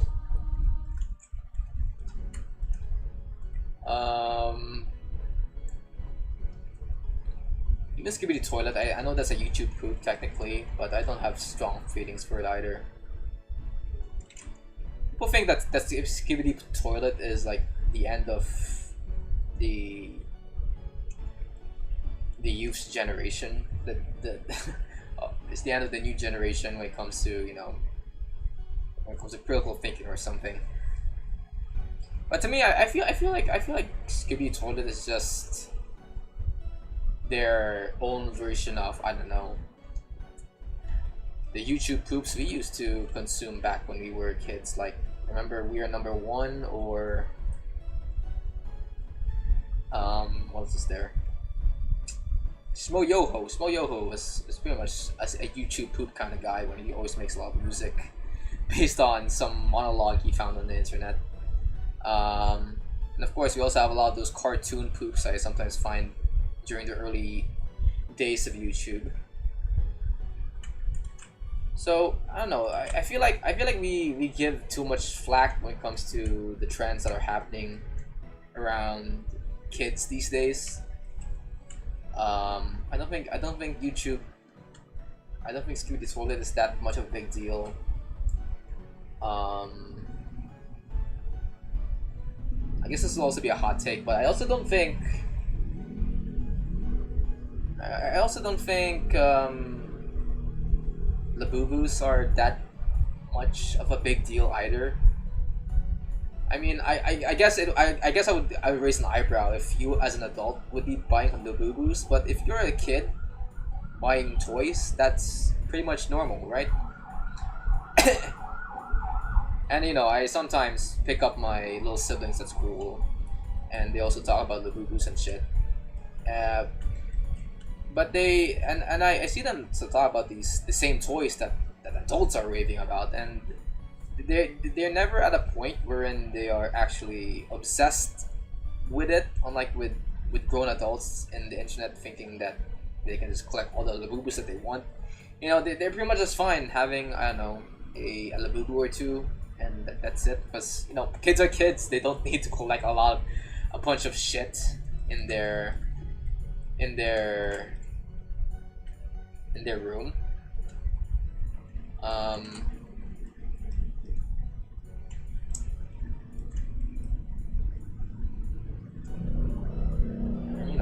People grow out of it. most of the time. uh,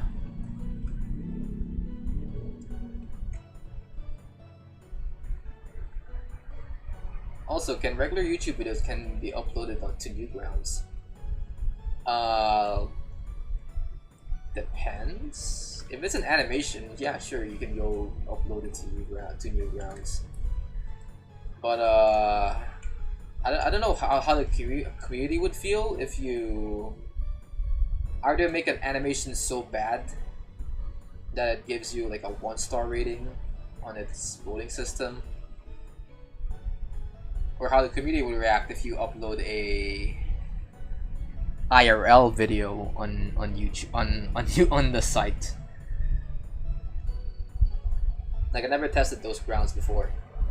I at least try to put some effort in my videos and try to make them look nothing like what you see on YouTube usually, you know.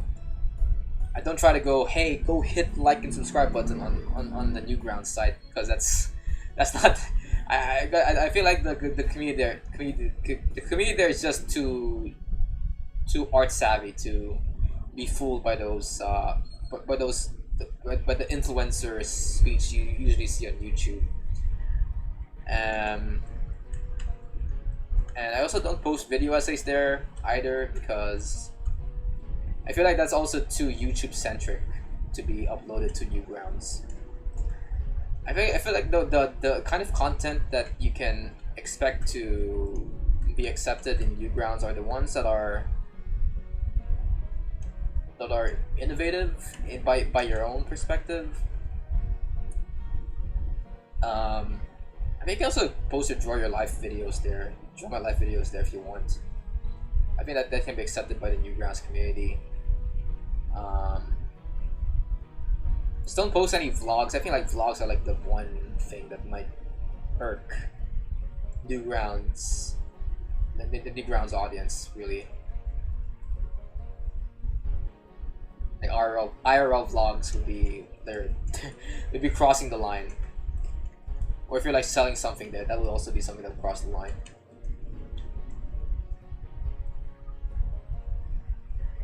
I mean, technically you can still sell stuff there, but that's in exchange for something very entertaining, you know. Like I've seen Sir Pello promote Spooky Month merch there, and you know, people accepted it because, you know, in exchange for buying these merchandise, you get all of these funny ass cartoons from the guy himself. You know, you get some more Moki cartoons, more Spooky Month cartoons. That I think is the one exception when it comes to selling stuff on Newgrounds. So yeah, I don't know what else to say there. I mean, if you've consumed a little bit of what Newgrounds has in store, you pretty much know what the audience there likes and doesn't like.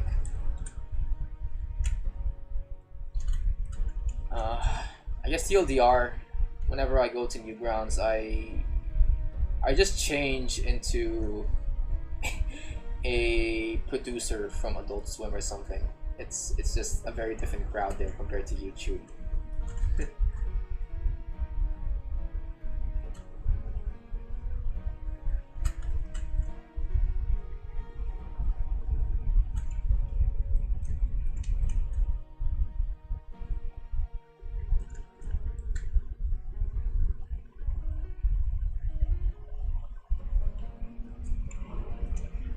You know, it's just the thing about portraying yourself throughout these different social media platforms.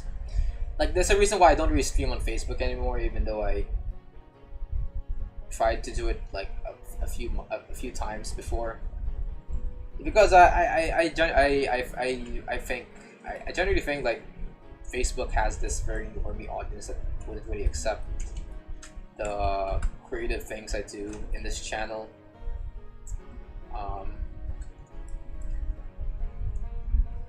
And I tried to look once through the Blender groups there on Facebook, and I don't know, they're just not for me, I must say. I mean, at least with Reddit and YouTube, they're giving me like all of these good tutorials and how-to stuff that I may not know about. Meanwhile, in Facebook, I get all these like newbie answers that might be intriguing to someone who is learning Blender for the first time, but as someone who has experience with Blender, I don't really see anything worthwhile when exploring the groups on Facebook. Unless I want to try to review something that I haven't really touched in Blender for a long time, like say during geometry nodes. Facebook can just give me a good beginner level tutorial on that if I wanted to. If I want to know like the latest and greatest, I usually stick to either Facebook or Reddit. When it comes to knowing what's in Blender, by the way. When it comes to uploading content, Facebook, not Facebook, YouTube is always my go-to. I also think of maybe getting some live streams out on Twitch. But aside from the fact that I have trouble setting up the live stream settings for the site for the site there, I just feel like there's something wrong with Twitch. I don't know, there's something about the recent news about how they treat creators doesn't really feel right with me. That I should be supporting their platform in any way by uploading my own content there. I mean, I technically did some streams there back in 2022. But ever since I've seen some news about people getting doxxed there on Twitch and shit, it just makes me think that Twitch is just an entry point to the dark web or something. I don't know. I just don't trust Twitch when it comes to keeping myself safe. Even though I do kind of like the fact that Twitch has a lot of these customizable options in terms of, you know, getting your chat to interact with you.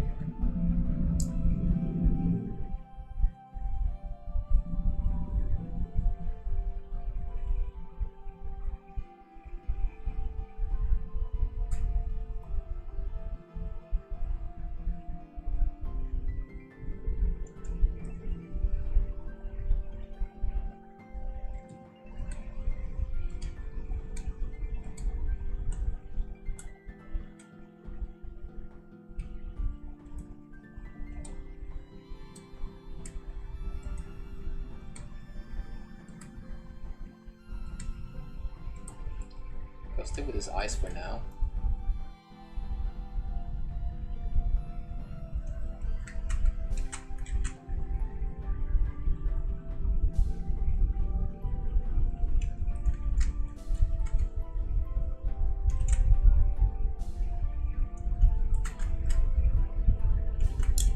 Oh god, I'm feeling hungry right now. Oh god.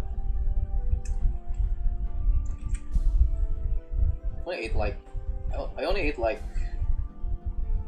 a shawmai and fried rice today, so I might need to like make some food for myself in order to survive here. Okay. Yeah, I'm really feeling hungry right now, so I think I might have to end the stream here after I make this one frame.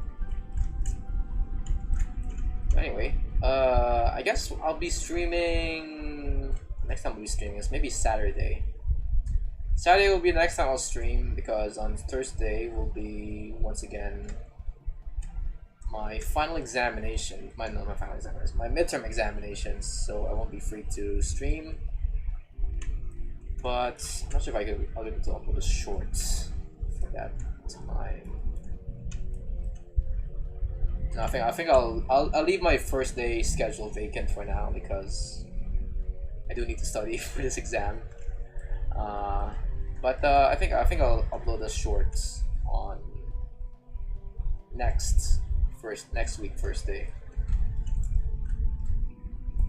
So if you guys want to see more, be sure to like and subscribe. Let me just do one more frame here. Okay.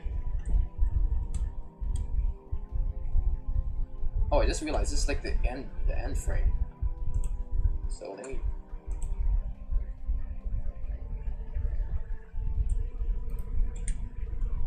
see. Let me see how this looks in those moves.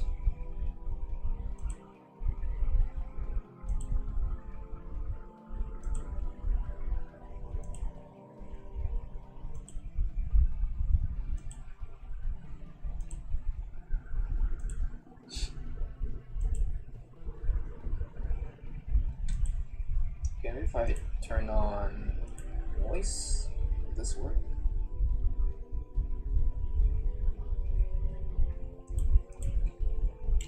Or wait, how about I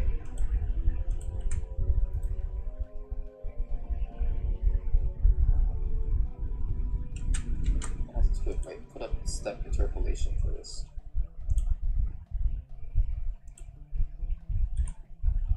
It feels very glitchy, and I think the reason why it's glitchy is because let me pull up the dope sheet here. Camera action on timeline.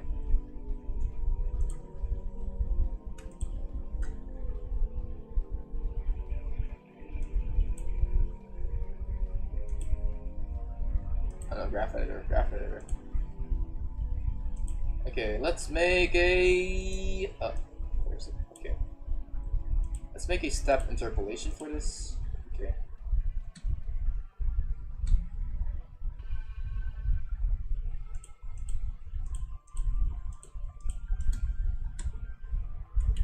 Okay, let's see.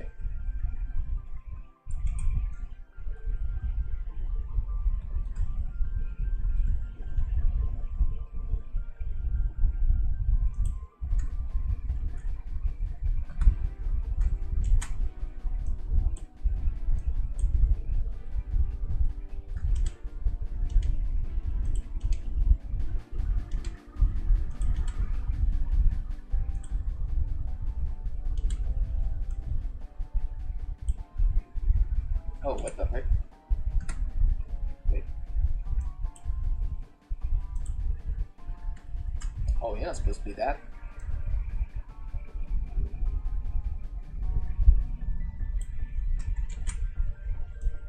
Get this. Control C.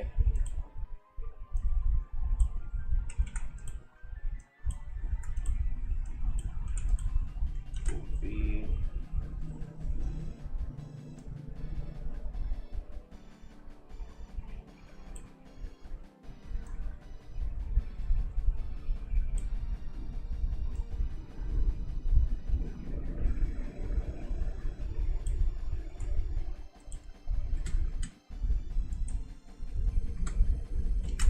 See. Play this one more time.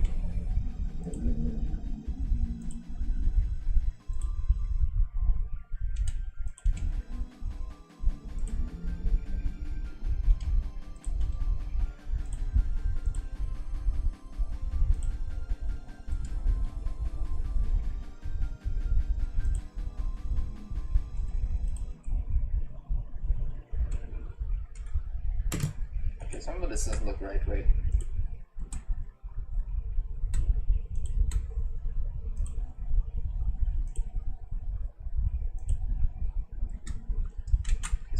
This has step interpolation, right?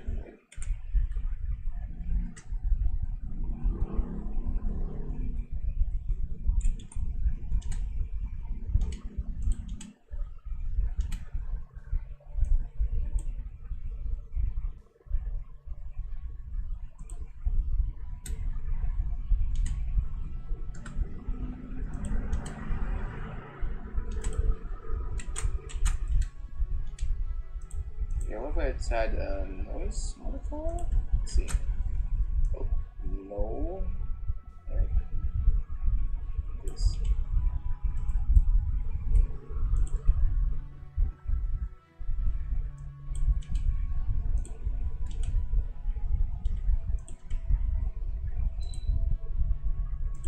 Okay, I think to fix this somehow.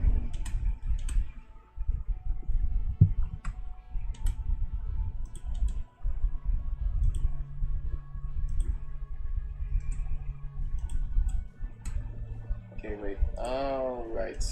Let's delete all of this.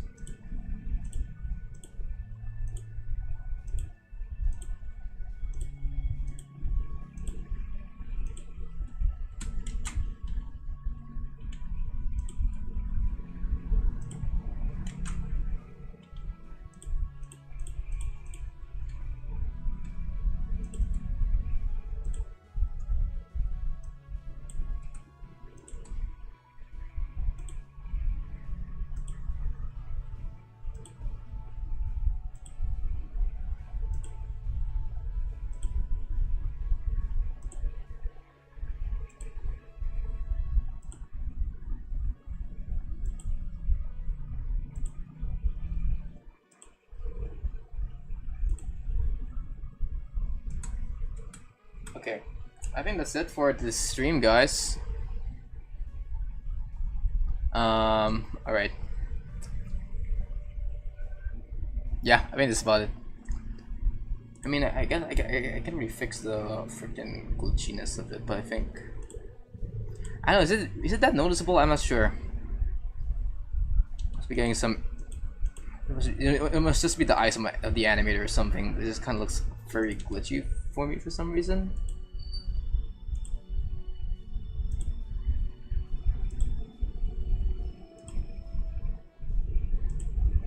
I guess so far that's the end of our stream. Thank you guys so much for watching. If you like what you see, be sure to like and subscribe. And as always, go read a book. Bye bye.